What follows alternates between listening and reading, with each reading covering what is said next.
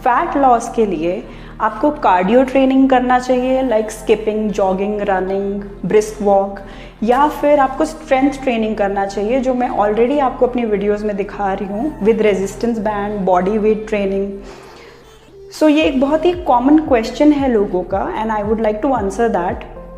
Cardio training से no doubt आपका जो फैट लॉस है वो ज़रूर होता है, बट उसके साथ साथ आपका जो स्ट्रेंथ है वो भी कम होता है, क्योंकि आप स्ट्रेंथ ट्रेनिंग नहीं करते हैं और उसकी वजह से यू फील वीक। तो हमें क्या करना है, हमें कार्डियो ट्रेनिंग के साथ साथ स्ट्रेंथ ट्रेनिंग को भी प्रायोरिटी देनी है।